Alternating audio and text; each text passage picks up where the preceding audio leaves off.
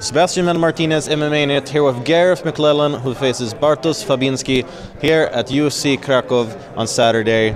So, Garreth, big step, another South African fighter in the UFC. How do you feel representing your home, South African fighter in the UFC? How do you feel representing your home country after that Ruan Potts unfortunately was cut?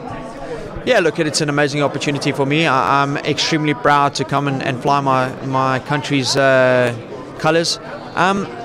You know, very unfortunate what happened to Ruan. I think there was some bad timing in some of the fights and just some bad situations. You know, really not my place to talk about you know, what happened with him. But for me, super excited. I've worked incredibly hard for this opportunity, and not only for this fight, but for the last 8 to 10 years. I put everything I've had into being in this position, and I'm here now, and I'm surely not going to let it go. We've seen some of the hard work you've been putting in UFC Africa. Obviously, you're a champion over there, but everyone talks about, you know, the big jump from the sort of smaller shows to the UFC. Have you prepared yourself for some kind of difference, or do you see it as any other fight? Well, look, I'm a professional athlete, and that's a job that I do, and I need to make sure that my mindset is in the right place and that I'm prepared 100%. I've got a fantastic team around me. They understand where we are and where we need to be. The coaches that I have are of an elite level. I surely believe that. I've got fantastic training partners. I mean, we've got 5 champions in our division. These are guys that work hard and they aspire to the same things.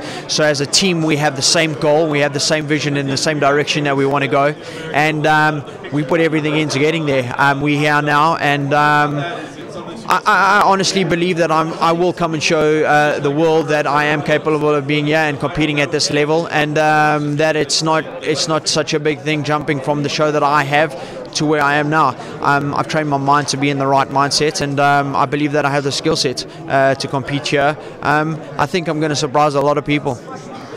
Well, I mean, one thing was surprising already, opponent change. You know, you're supposed to fight Krzysztof Jotko, now you got Bartosz Fabinski, and I'm sure I'm mispronouncing those names, but whatever. So how do you feel about this change in opponents? Has it changed like your game plan or your training?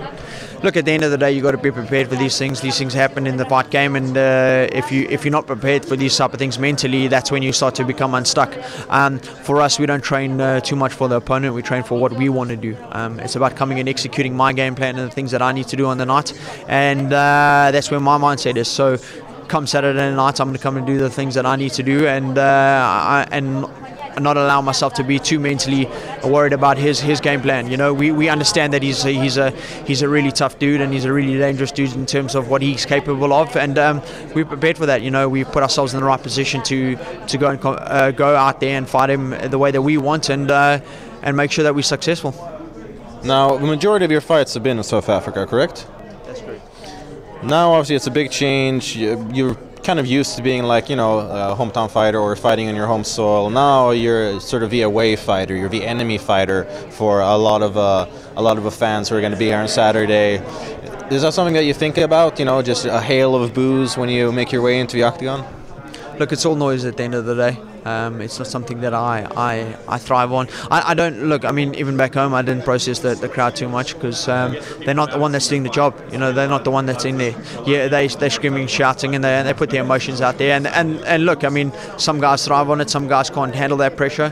For me, it's about what's got to happen in that octagon, and that's the only mindset that I have. You know, if I want to compete on an elite level in the UFC, I got to be able to travel anywhere and compete. You know what I mean? I got to be able to go and fight and not allow these things to get in my head. I'm very relaxed and very calm, and I know what I need to do. Now, this has been a long time coming. I actually wrote about you on our site a while ago on an article about future UFC fighters. I was correct, obviously. Okay. For those who didn't read that but who are watching this, why do you feel you got the call to make it to the UFC? I think with all the hard work and dedication, you know, I put countless hours in over the last 8 years of my life. I've given everything, invested everything that I have into the sport. You know, I could have quite easily sat at home and got a cushy job, work for dad, and make some money, and life would be great. But I had a belief in myself and what I'm capable of and where I can go. And as an athlete, not, you know, I believed that I was going to be a professional athlete in life, and that was something I carried from small age. You know, this is the opportunity that I've been given, and I've worked really, really hard towards it. And I'm almost 100% sure that people will know my name by the time I'm finished. Well, there's no doubting your conviction, that's for sure. Gareth, thank you very much. Good luck on the fight. Thanks a lot, buddy.